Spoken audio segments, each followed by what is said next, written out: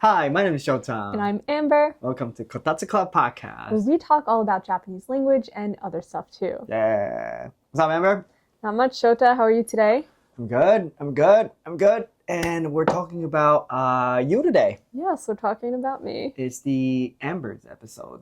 Yes, I think 3 episodes ago we had the Shota episode. We did. Now it's my time to shine. It's yours now.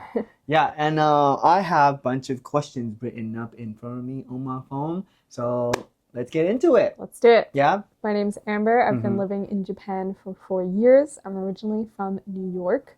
I've lived in Kochi Prefecture on Shikoku, Kyoto, and now Tokyo, where I work full-time as a content creator. Right. Yeah, for my full-time job, I work for a company and I make their content. And then for my current part-time job, hopefully one day full-time job, I do travel Japan content creation, where I create content promoting random parts of Japan that no one knows about. Right. So you're from Staten Island, New Jersey. Okay. Oh my God. No, not you too. Staten Island, New York City, yes. But how old were you when you came to Japan? So when I first started thinking about moving to Japan, I was 26. Right. So I think it's a little different than most people who've like watched anime and like wanted to come to Japan their whole life. Conventional route, yeah. I did like some anime like Pokemon and Digimon, but I didn't know that they were Japanese shows. I thought they were like, just like on Cartoon Network You just or whatever enjoyed channel. them without knowing that, they were from Japan. Yeah, so Japan wasn't on my radar at all until when I was 26 and I was in culinary school. Oh, okay. Yeah, so we kind of learned a lot about Japanese ingredients. It was a wellness culinary school, so we learned about like how to make healthy food. Sure. And a lot of Japanese ingredients, surprise, surprise, are very healthy. So we had like umeboshi, for example, which we were taught is really good for treating stomach aches, or if you have like a headache or you're feeling kind of just cloudy, if you eat umeboshi, it's supposed to like just wake you up. So we were learning about a lot of like medicinal stuff. And I became obsessed with these ingredients. I was like, oh my God, these are great flavors that I've never had before. First exposure. Yeah, I was using them every day and I was like, I should probably go to the country where these ingredients that I love are from and like check out what that's all about. When I graduated culinary school, I decided to gift myself a trip to Japan, a backpacking solo trip, my first for how ever long? 2 weeks. My first ever Good backpacking Good solo amount, trip. yeah. I did the Golden Route, but I also made time for an off-the-beaten-path location in Kyushu. I went to Oita. Good. For the first time as well. Yeah, because I knew I wanted to do something a little different. Something unique, yeah. And see the countryside, because I love countryside spots when I travel. So I did a yoga retreat in Oita, in the middle of nowhere. It was a vegan yoga retreat, so we had a lot of shojin ryori. Were you still vegan back then? I was vegan back then, yeah. Oh, okay. Strictly vegan. I did that for 2 years. And at the time I was training to be a vegan chef. My dream was to open up the first vegan restaurant in Staten Island. New Jersey? No. Staten Island, New York. Okay. Arguably. Okay. Okay, wow. So that's how you like initially got into Japan. But like from that point to next step where like, okay, like I permanently, well, I don't know if it's permanent. I think it's permanent, right? It's probably. Yeah, like what happened between? Yeah, so it's actually something totally unrelated that made me want to move here. And that was the Japanese language. Ah, okay. So when I was preparing for my trip, it was the first time I was ever going somewhere so far. I've always gone like to like Nanbe no Kuni, like South American countries. Right. Never gone to Asia. Oh no, I have. I did go to Taiwan once, but anyway, it's my first time traveling alone in a country where I didn't know the language. So I prepped a lot.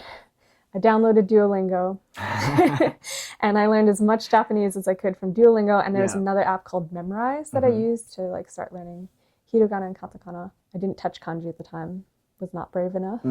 And I started studying and I got into it. It became like my hobby. Every day after work, I was just like, after like chefing it up in the kitchen, I was like studying. I started like listening to some podcasts and I learned some basic Japanese, like kore wa ocha desu.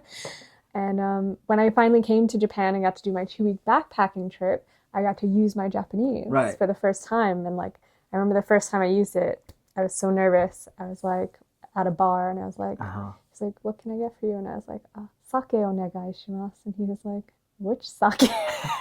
And I was like, the sake. Right.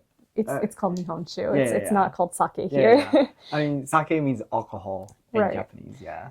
But anyway, I didn't know much Japanese, but That's like, alcohol, please. yeah, literally. But anyways. Sorry. Eventually, we kind of worked out that it's actually called nihonshu. I got my nihonshu. And throughout the trip, I was just using my basic Japanese to order food, interacting with staff and stuff. Everyone was so nice and telling me, すごい日本料理ですね. I was not Jozu, but I did, because I didn't know a lot of Japanese, I really focused on my accent. And I think I did a really good job with the accent.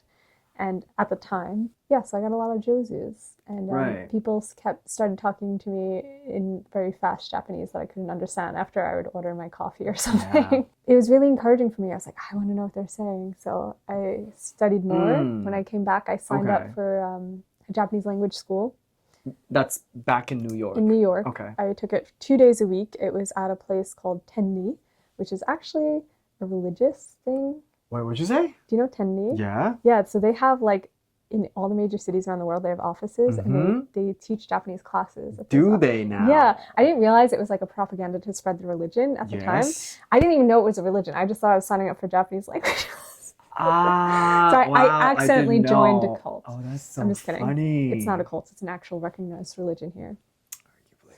But anyway. Yeah. So I was going to Tenni twice a week to learn Japanese. Sounds so funny. Sorry. And I had a really good teacher who was from Fukuoka. Okay. Love her. How do you know sensei? Arigatou gozaimashita. If you're watching this. Arigatai desu. Yeah, so she was a really good teacher, so I feel like I learned a lot from her really quickly. And I just had more motivation to keep learning. I was like, you know what? I want to get really good at this. This is like my new passion project hobby. One of my life goals was always to be bilingual, but I always thought I would be like Italian because I'm like of Italian descent, and I thought like, I'll like reclaim my culture one day. Yeah. But no. Wait, how much Italian do you speak? 0, because I never got to that point to study it. So I always thought, Buongiorno. Like, I was like, grazie. One day I'll be bilingual. One day I'll study Italian, and that day just never came. But the day to study Japanese appeared. I went all in on that, and I was like, okay, if I want to get really good at this language, I think I have to like live there for a year. Little did I know. So I thought a year would be enough to like get fluent. So I was like, I'll just go a year, live there, get fluent, and then like come back and do my chef thing. Oh, wait, so it was going to be like just for a year? Yeah. Oh, wow. Originally. Oh. Well, what happened then? Then I lived in Kochi, and I loved it. Right. And I realized I was not going to become fluent in 1 year. Right. I needed 10 more years to become fluent. Okay. I feel like for majority of people, like it's the other way around. They fall in love with a certain aspect of Japanese culture first, and then come to Japan. And well, I mean, most of people, they start learning Japanese beforehand, but that's because they want to move to Japan. Right. Hence they study Japanese. But for your case, it's the other way around.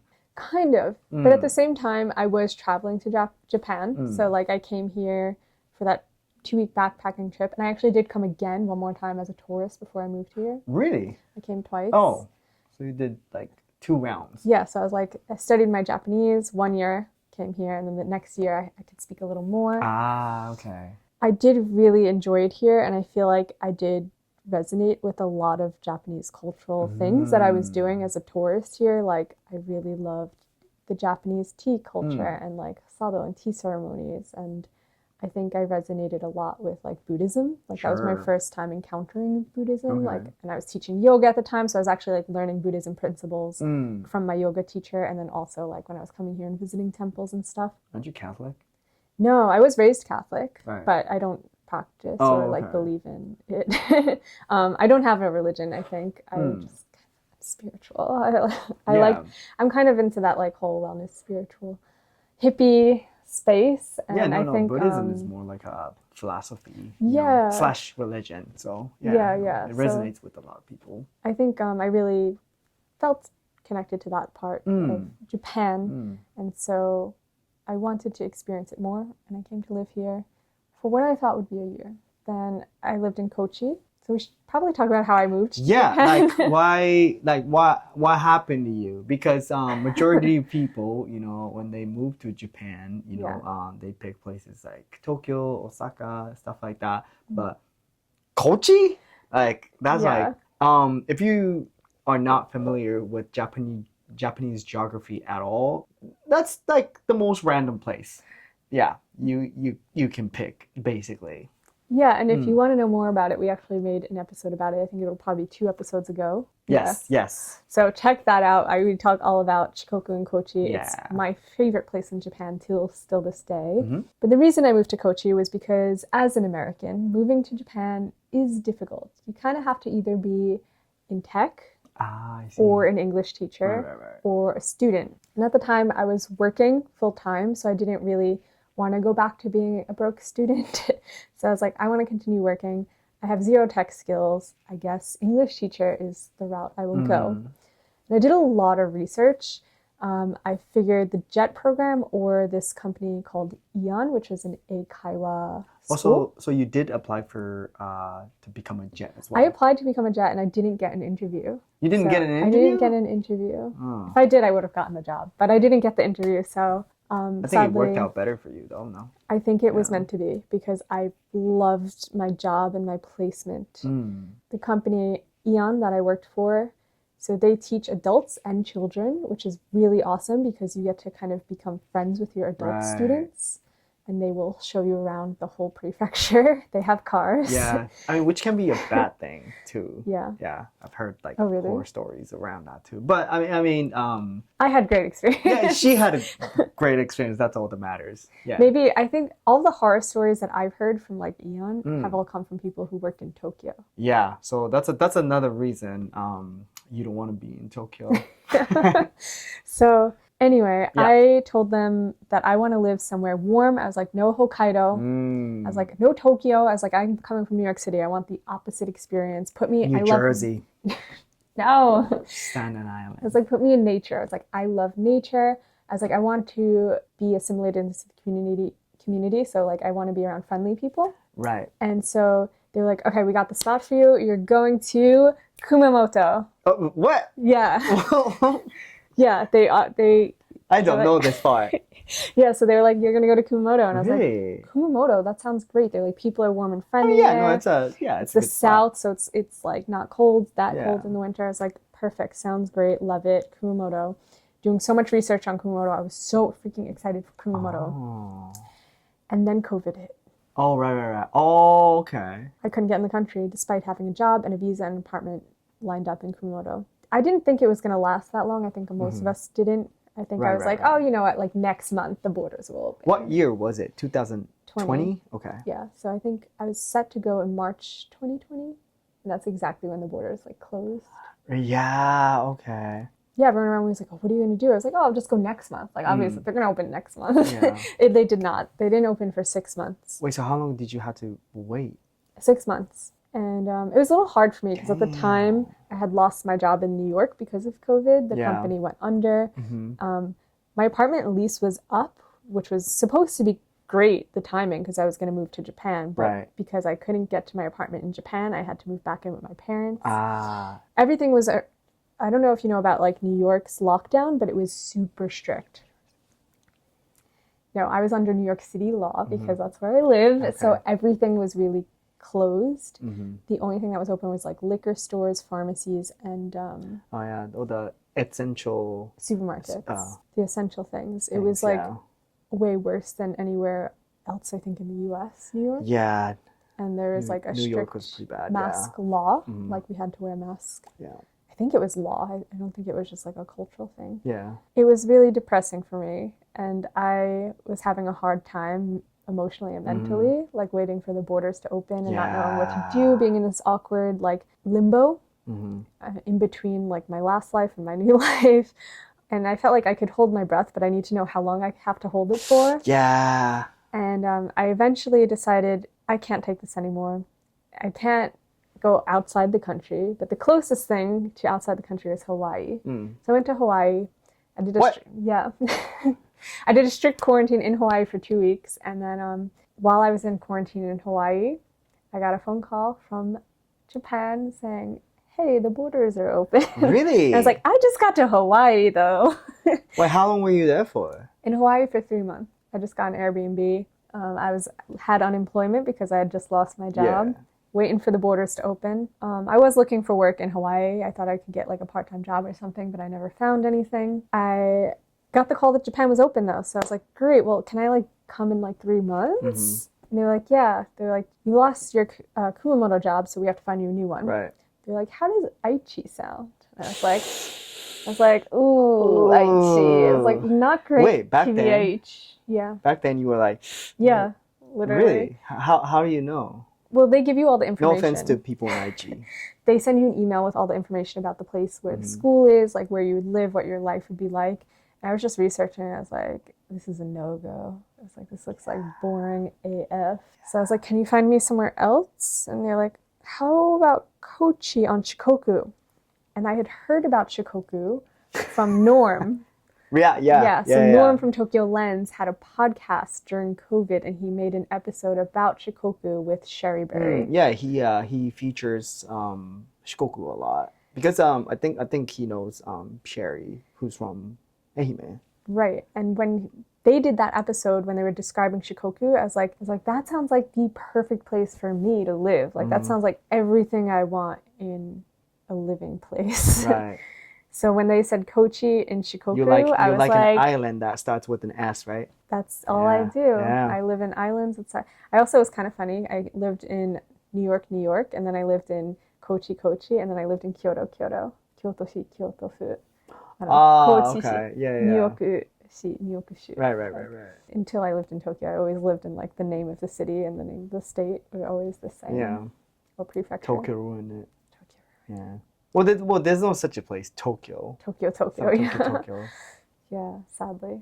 That was how I moved to Japan. I moved here as an English teacher. I did pay my English teaching tax. Okay, so you finally got into Japan, and now you start living in Kochi. Like, what was your like first impression, or like was it like hard to live in Kochi, or was it like easy transition? So the good thing about working as an English teacher for big companies like Eon is they provide you with everything up front. They help you with the cell phone contract, the bank, setting up your bank account, setting up your apartment. Like they provided an apartment for me. Right. And a job. So I had literally my whole life set up super easy for me when I got there. Which is very hard to do without a job like that as a foreigner. So, I highly recommend coming as an English teacher if you can. Because of that. Just getting your foot in the door in Japan is good. They also set me up with a 3-year work visa, and I only had to do that job for a 1-year contract. Like I could have renewed the contract, but I didn't have to, and I still get to use the visa after. So anyway, it was pretty great at first. I really loved Kochi. Like when I saw the school is located in like a very like Ghibli-esque location, in like a street with like someone selling tea and someone selling fish, and like next to Hirome Ichiba, which is like a food hall. But you lived in a city though. Yeah, but it was a small sized city. Yeah. Everything was new and exciting. It was difficult. Like I didn't know how to read kanji at the time, so I couldn't read anything. They didn't have the Google picture thing yet. I think that was like a year or two away. I never knew like if I was buying laundry detergent or softener. I also didn't know where to buy a towel, so I was using like a blanket for the first 2 weeks I was there as a towel. Turns out you get them at home goods stores. Yeah.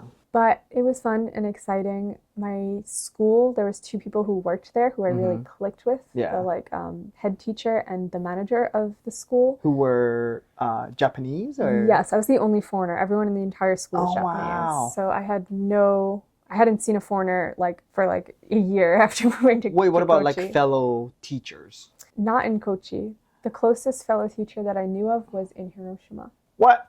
Yeah. I think that's like one of the biggest perks or Yeah. living in the countryside. If you want to speak Japanese, yeah. Yeah, because again, I heard if you work as an English teacher here in Tokyo, Yeah. you're almost always surrounded by other English teachers, and you're not allowed to speak Japanese, Yeah. right? Because you're an English teacher. You have to work for a long. You have to work a long hours. So Yeah. Well, I definitely had that problem. oh, you did. Because even though I was the only foreigner, the other teachers spoke English very well, high level. Ah, right, because And they teach. we weren't allowed to speak Japanese in the workplace except Yeah. for during meetings, like the Ah. kaigi every week, where we would go over like the numbers and sales and stuff. Mm. But everything else was in English because they said they wanted the teachers to like hear my native accent. Ah, okay. So sadly, that did really affect Mm. my experience learning Japanese the first year because I was working there like 10 hours a day Yeah. and only speaking English 10 hours a day when I wanted to learn Japanese. And that's ultimately why I did end up quitting after my 1 year contract was up. Right. Well, at least you did that for a year, though. Yeah, I did it for a year and 3 months. I stayed a little longer than normal because it was during COVID, so they couldn't get the next teacher in yet. Right. So I helped them out a little. Okay. And what happened after that? After that, because I again came to Japan to learn Japanese and was so disappointed by my year of English teaching where I didn't get to speak Japanese, I signed up for a Japanese language school in Kyoto. Yeah, you Sadly, ditched Shikoku. There was no language schools in Kochi. Is that right? Yeah, they are in Ehime. I could have went to Ehime, but I think I was also feeling very because Shikoku is very isolated. Yeah. So I did feel like I wanted to explore and travel more in Honshu, but it was really hard to physically get to Honshu. Yeah. So I was like, if I'm going to be a poor, broke student and I want to travel still, I probably should be on Honshu. So there was a school in Kyoto. Actually, there was a school. I was deciding between Fukuoka and Kyoto. I almost went to school in Fukuoka instead. Two very good options. Yeah. Yeah. Fukuoka is a great city. It is. I ultimately decided on Kyoto just because I was so scared to find housing by myself, and the Kyoto school helps you with housing, which in the end I didn't even use their help. I found it on my own anyway. Yeah. I think you would have been fine in Fukuoka as well. Yeah, I would have. I ended up in Kyoto and I lived there for a year. I worked as an English teacher freelance, so it's like meeting random people at cafes and speaking English with them Very for an hour. sketchy. I was kidding. I was also teaching online okay. English, and I also worked part-time at a tea cafe as the dessert chef. Wow. I was at a vegan tea cafe. So your chef experience back in New York came in handy that way. Yeah. Okay, I'm gonna stop you right there. So how much Japanese at this point like you spoke? So at this point I had passed the N5, which is a very easy exam. Don't even bother taking it. Like if you've seen Hiragana before, you can pass it. Really? It's so easy. Can I pass? Maybe. You can get 1,000% on it. At this point, maybe I spoke at an N4 level, like a lower intermediate high beginner. And school was 5 days a week, 3 hours a day, the first 3 hours of my day in Japanese only. It took me from like high beginner, low intermediate to high intermediate, low advanced level. That's good. That's good. But wait, so how long were you there for in Kyoto? I was there for about a year and a half. Okay. So you lived in Kyoto. When did you start getting into like this like whole social media as a creator? Yeah, so I actually started my social media before I came to Japan. I What? started it in What? Really? My channel. You've been doing that for that long? Yeah, I've been doing it for over 4 years now. Damn. But it was a COVID channel. COVID channel, yeah. So like how to get vaccinated or like what a fashionable mask is or it was born during quarantine. Really? I had lost my job. I was working full-time as a chef in New York City for a startup company in their food department. It was Ayurveda cooking. I needed an outlet to like keep my chef skills up. And at the time, again, I had plans to move to Japan and I really wanted to study Japanese. I was super into studying Japanese. So my solution was to create a Japanese cooking channel where I wasn't making Japanese food. I was cooking like sweets, like baking healthy sweets. Sure. In Japanese. In Japanese. So these videos are no longer available because I thought my Japanese was way better than it was, and it's super embarrassing. But luckily, I had no viewers at the time, so I was, yeah, just Well, internet is forever. those videos Digital are footprint. locked away. Okay, so you started way before then. So you kept that up like consistently throughout your stay, or I think I was consistent with it, but I was not doing it seriously. It was literally just like an outlet for creativity Okay.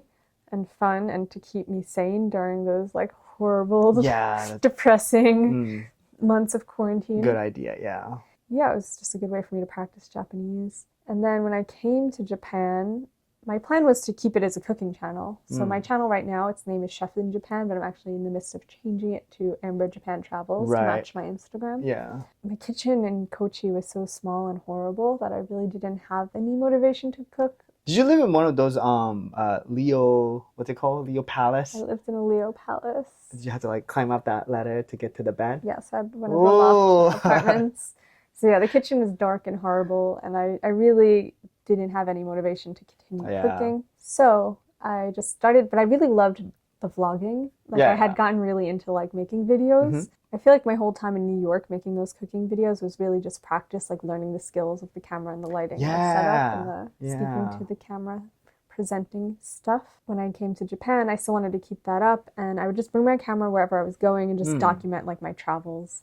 So I started making a lot of travel vlogs and daily vlogs, and I was getting a lot of questions on how do you move to Japan, how do you become an English teacher. So I'd make videos like on that, trying to help out other people, and it just became kind of a Japan niche content instead of the cooking content that I had originally intended. I think I discovered you during that time. Yeah. I think. Yeah, I was posting a lot about Kochi and Shikoku and Ehime. Yeah. As we talked about in a couple episodes ago, I'm also from Shikoku, so I'm in that algorithm, I guess. Yeah, I have a video on my channel exploring an abandoned restaurant in Ehime. Oh, wow. So check that one out. It's probably hard to watch though, because at the time I was not good at filming or editing. Well, you gotta start somewhere, right? Yeah. Those videos are still on the channel though, from my early days in Kochi. Okay, so you kept that up in Kyoto as well, right? Yeah, I continued doing it in Kyoto. And you learned Japanese while you working at a tea cafe, while you're vlogging for a year and a half. And then now you're physically here in Tokyo. What happened? Yeah, so I never wanted to move to Tokyo. I actually made a video on my YouTube channel saying why not to move to Tokyo. Right. But unfortunately, this is where all the jobs are. Yeah. And I needed a work visa. And it's really hard to transition from a student visa to a work visa. A lot of companies want you to already have the work visa because they don't want to deal with like the whole applying. The paperwork and all that. Paperwork, the money. A lot of times you have to hire a lawyer. So I found this company through a friend that was hiring a content creator. And it was a fully remote position. So I was like, that's perfect for me. I want to work remotely and do content. So I applied and I got it. And so I had to move to Tokyo. You had to move to Tokyo, which you didn't want to, but at least you work as a full-time content creator, which if you think about it, that's pretty crazy and amazing that what you started during quarantine, it kind of like paved the path to becoming full-time content creator, and you're like a building career out of it. That's pretty crazy. But when it comes to language, what happened? Because you went to Japanese school for a year and a half. Yeah. And you came to Tokyo and you work at a foreign firm as a content creator. So what happened to your Japanese? It definitely went down moving to Tokyo. Okay. Because in Kyoto, I was speaking Japanese every day. It was the first language I was hearing every day for the first 3 hours of my day, 5 days a week. I was living in a share house with Japanese roommates who didn't speak English, which was really helpful for my Japanese. We got along really well, so we would go to cafes sometimes and talk and practice language together. And you get none of that here in Tokyo. None of that here in Tokyo. Everyone is really good at English in Tokyo. There's also a lot of tourists in Tokyo, so all of the like service industry places assume you're a tourist and will speak to you in English. Which is a good thing if you are a tourist. Yeah. But if you are trying to learn the language as someone who lives here, it does make it a bit difficult because you really have to seek out opportunities to use your target language. I think my Japanese, I feel like I've gotten it because I had to work really hard to get it back up to where it was when Yeah. I left Kyoto. So I think right now I'm back to where I was when I Okay. left Kyoto, but it wasn't without a lot of effort. Mm-hmm. And it's still not where I want it to be. Okay.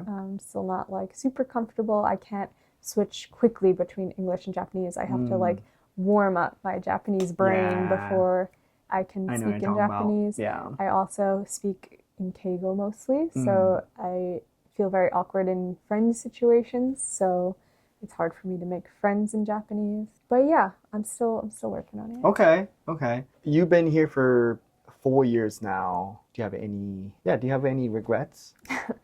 My only regret is that I didn't discover that I would be living in Japan sooner. If I knew when I was 21, I would have came straight from college and my Japanese probably would have been way more fluent by now. Ah, okay. I also wouldn't have gotten tattoos because that makes it difficult to go into onsen and stuff. And I love onsen and stuff. I mean, you can still go to onsen, you know, Yeah, some but of them. it's not all of them. Not all of them. And it's really unfortunate. But I don't know. I feel like you see the country and culture way differently when you're like older. So I don't necessarily think it's a bad thing. Yeah, something that's helped my Japanese is actually, so I really recommend writing in kanji. Study kanji. It's not as scary as you think. It takes long. It's not hard, but it just takes long. Like Japanese people study kanji for like 7 years. Yeah, How something long? like that. Yeah, so like it's gonna take you like 7 years to learn it as well. I don't know all of the kanji yet, all of the Nichijo kanji, but I know enough that I can read most things. It helps me write and read emails in Japanese when I'm working in social media and collaborating with like Japanese governments and stuff like that, and clients and hotels. Yeah, that's been really helpful. It follows like certain pattern, and once you learn like what this part of kanji represents, then you can kind of like apply the knowledge to learn different kanji. So yeah, like you said, I don't think it's as scary as it looks. I mean, I don't know. English spelling is much more scary to me, you know. It is. I'm not good at that either. Yeah. You know, spelling B is I think more scary than kanji test. Yeah. Do you have any message or I don't mean to like make it philosophical, but I think it's a good chance for you to like really like honestly like speak to people that are watching this, like trying to come to Japan. Maybe they're like in your shoes, maybe like 26 years old, working in New York City, LA, trying to like drastically like change your life, come to Japan. Like, what do you like have to say to them? For me, I almost didn't come because when I was 26, I thought I was too old. I thought like, oh, like, I know, like it sounds crazy, right? But at the time, it felt very real for me because I felt like when I would see all of like the people who were in Japan living their life here online, they all came like for college or like graduated college and then came here. So it felt like something you do in your early 20s.